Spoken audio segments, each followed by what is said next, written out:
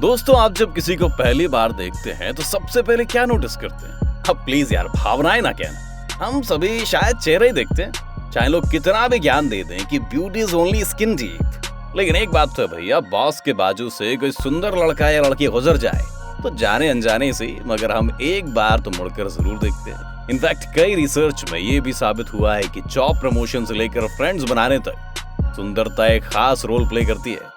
यहाँ तक कि एक रिसर्च में तो ये भी प्रूफ हुआ है कि सगे माँ बाप भी अनजाने में अपने सुंदर बच्चे को कम सुंदर बच्चे से ज्यादा फेवर करते हैं। तो दोस्तों, जब सुंदर दिखने के इतने फायदे नजर आएंगे तो फिर जाहिर सी बात है कि हर कोई सुंदर दिखना चाहेगा। और फिर नेचुरल ब्यूटी कहलाने का हक भी हमारी इसी दुनिया में हर किसी को नहीं दिया जाता। इसी के चलते दुनिया भर में तरह तरह के ब्यूटी प्रोडक्ट्स की डिमांड आसमान छू रही है। इन्हें खरीदते वक्त तो हम सभी इनका प्राइस देखते ही हैं, लेकिन क्या कभी आपने इन मेकअप प्रोडक्ट्स में इस्तेमाल होने वाले इंग्रेडिएंट्स को चेक किया है? अगर नहीं तो आज के इस एपिसोड में हम आपके लिए कुछ बहुत ही जरूरी जानकारी लेकर आए हैं, जिसे देखने के बाद शायद आपका कॉस्मेटिक्स से इस्तेमाल करने से विश्वास ही उठ जाए।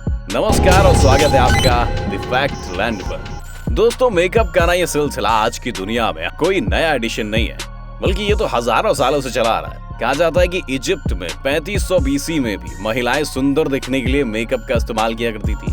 वो बात अलग है कि तब उनके मेकअप प्रोडक्ट्स एनवायरनमेंट फ्रेंडली और नेचुरल चीजों का इस्तेमाल करके बनाए जाते थे। वहीं इसके उलट आज की मल्टी बिलियनियर कॉस्मेटिक इंडस्ट्री ना ही हमारी स्किन के लिए हेल्दी होती है और ना ही एनवायरनमेंट के लिए। आपको शायद यकीन ना हो, मगर ग्लिटर और शिमर की शाइन के पीछे छुपी इस बेरंग और बदसूरत दुनिया की हकीकत वाकई में हैरान कर देने वाली है।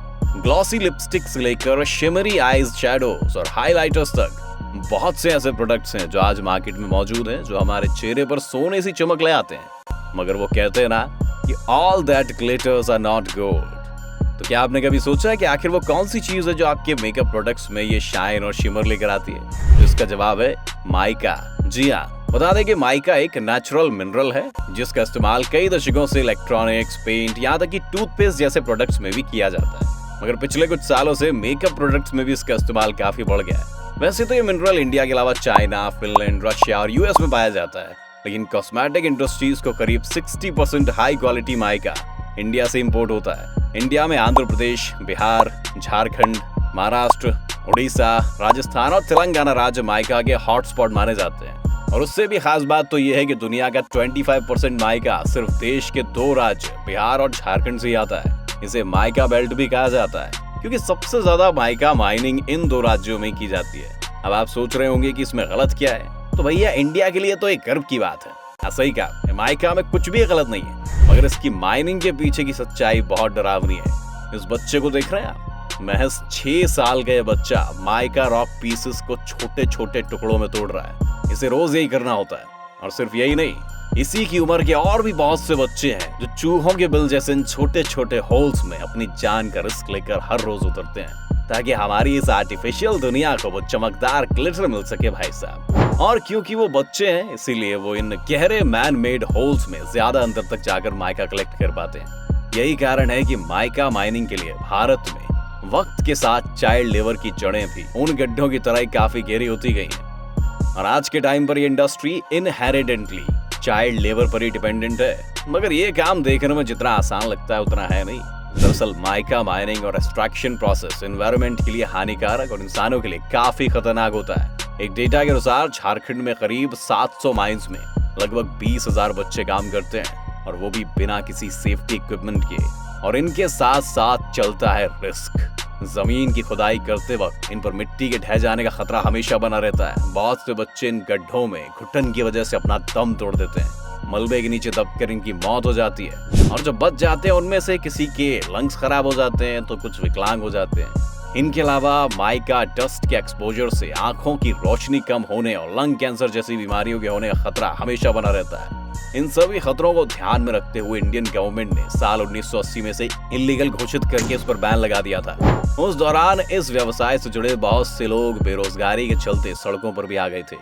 लेकिन ये इंडिया है, यहाँ हर चीज का तोड़ ढूंढ लिया जाता है भैया। यहाँ किसी कानून को बनाने में सालों लग जाते हैं, लेकिन उसे तोड़ने में जरा सा भी वक्त नहीं लगता। जैसे कि माइका माइनिंग। ऊपरी तौर पर सब जानते हैं कि ये इलीगल है, लेकिन एक सच ये भी है कि यहाँ माफियाओं का एक अच्छा खासा गिरोह काम कर रहा है, जो झारखंड की छोटी छोटी ट्राइबल फैमिलीज की आर्थिक मजबूरी का फायदा उठाकर उनके बच्चों को और पूरे परिवार से माइका माइनिंग करवाने के लिए जिम्मेदार है। और ये काम करने वाले लोग भी अच्छी तरह से जानते हैं कि ये मौत का कुआं है, जहां उन्हें किसी भी पल अपनी जिंदगियों से हाथ धोना पड़ सकता है। लेकिन गैर कानूनी रास्ते को अपना कर ही सही वो सुबह से लेकर शाम तक लगातार ये काम करते हैं, वो भी सिर्फ दिन के 50 या 100 रुपए के लिए। क्योंकि अगर जमीन के अंदर जाकर आज इन्होंने ये पत्थर नहीं निकाला, कल की रोटी के लिए इनके पास पैसे भी नहीं होंगे। उससे भी ज्यादा अफसोस की बात पता है क्या है? ये माइनिंग गैर कानूनी होने की वजह से इस दौरान हुई मौतों को रिपोर्ट भी नहीं किया जाता। एक रीसेंट स्टडी के हिसाब से हर महीने लगभग 5 से 10 बच्चों की इन माइंस में दबकर मौत हो जाती है। रिपोर्ट्स तो ये भी कहती हैं कि नंबर शायद इससे भी ज्यादा हो सकते हैं, लेकिन इलीगल होने की वजह से ऑन एन एवरेज 10 में से लगभग 9 मामले ही रिकॉर्ड किए जाते होंगे। तो 20 से 30 हजार रुपयों के मामूली मुआवजा देकर इन परिवारों को मुंह बंद कर दिया जाता है। इसे जानने के बाद ये तो कहा ही जा सकता है कि वाकई में जान की भी कीमत होती है भैया। चलिए अब आपको बताते हैं कि जमीन से निकलने के बाद इस माइका का क्या यूज होता है। इस रॉ माइका का ज्यादातर हिस्सा चाइना की माइका प्रोसेसिंग फैक्ट्रीज को सप्लाई किया जाता है। इसके अलावा जापान, इटली, जर्मनी और यूएस जैसे देश भी इंडिया से माइका इंपोर्ट करते हैं। इसके बाद फैक्ट्रीज में माइका को फाइन फिनिश देने के बाद इसे कॉस्मेटिक ब्रांड्स को बेच दिया जाता है और फिर ये कंपनीज इसी माइका के इस्तेमाल से अपने मेकअप प्रोडक्ट्स में वो शिमर ऐड करती हैं, जिसकी डिमांड महिलाओं में सबसे ज्यादा होती है। और इसके बदले में कंपनीज को मिलता है करोड़ों रुपयों का प्रॉफिट। अब चलते हैं सिक्के के दूसरे पहलू की तरफ। एक तरफ है लाखों करोड़ों की कमाई जो कि माइका माफियाज और बड़े बड़े ब्रांड्स के हिस्से में, वहीं दूसरी तरफ है वो मजदूर जिन्हें इस काम के लिए इनका फेयर शेयर भी नहीं दिया जाता। ये माफियाज इन ट्राइब से सिर्फ 5 रुपए किलो पर या फिर थोड़ी बेहतर क्वालिटी का माइका 10 से 20 रुपए किलो के भाव पर खरीदते हैं और इन्हें आगे अच्छे खासे दाम में बेच देते हैं। ऐसे में फैक्ट ये भी कहता है कि भैया एक पूरी फैमिली को कई घंटों तक लगातार खुदाई करने के बाद लगभग 7 से 8 किलो माइका मिलता है, जिसे बेचकर ये दिन के 100-200 रुपए कमाते हैं और इन्हीं पैसों से अपना पूरा परिवार सरवाइव करता है इनका। हालांकि सरकार की तरफ से इनकी मदद के लिए कई जरूरी प्रयास किए जा रहे हैं। इन क्षेत्रों के बहुत से गांवों में रहने वाले लोगों के लिए कम्युनिटी एम्पावरमेंट प्रोग्राम चलाए जा रहे हैं। इन बच्चों की क्वालिटी एजुकेशन के लिए प्रयास हो रहे हैं। बहुत से बच्चों के स्कूल्स में एडमिशन भी कराए गए हैं। उनके स्वास्थ्य और बेटर लाइवलीहुड के लिए नए विकल्प खोजे जा रहे हैं। वहीं जब से ये इश्यू मीडिया और दूसरे सोर्सेज से ग्लोबली हाईलाइटेड हुआ है, तब से कुछ मल्टीनेशनल कॉस्मेटिक कंपनीज ने भी इस इलीगल माइनिंग के खिलाफ स्टैंड लिया है। रश जैसे कुछ मल्टीनेशनल कॉस्मेटिक ब्रांड्स ने अपने प्रोडक्ट्स में नेचुरल माइका की जगह सिंथेटिक माइका का इस्तेमाल करना शुरू कर दिया है, जो कि एक लैब बेस्ड बायोडिग्रेडेबल कंपाउंड होता है। हालांकि यहाँ भी सिक्के के 2 पहलू हैं। भले ही नेचुरल माइका का अवॉइड करके इन बच्चों की जान बचाई जा सकती है, लेकिन अगर दुनिया में माइका की डिमांड खत्म हो जाती है तो इन लोगों का इकलौता रोजगार भी खत्म हो जाएगा। दोस्तों, अब सवाल ये उठता है कि अगर हमारे चेहरे का ये शिमर लोगों की जान ले रहा है, तो उन्हीं लोगों की आजीविकता को ध्यान में रखते हुए नेचुरल माइका को पूरी तरह से अवॉइड भी नहीं किया जा सकता। तो इस सिचुएशन से निपटने के लिए हमें क्या करना चाहिए बताइए। तो आपको बता दें कि इस सब्जेक्ट पर अब तक कई डिबेट्स हुई हैं और आज भी ये मुद्दा कॉस्मेटिक इंडस्ट्री से जुड़े लोगों के डिस्कशन का एक हिस्सा है। ऐसे में कुछ एक्सपर्ट्स के मुताबिक इसका सबसे बेहतर जो सोल्यूशन है वो ये है कि सबसे पहले तो माइका माइनिंग पर लगा बैन हटाया जाए, ताकि इलीगल माइनिंग को रोककर इस काम के लिए पर्याप्त संसाधन जुटाए जा सके और इस काम में लगी फैमिलीज की सेफ्टी पर भी ध्यान दिया जा सके। साथ ही इन फैमिलीज को इनफ लिविंग वेजेस मिल सके। इसके लिए माइका की मिनिमम सेलिंग रेट भी तय की जानी चाहिए।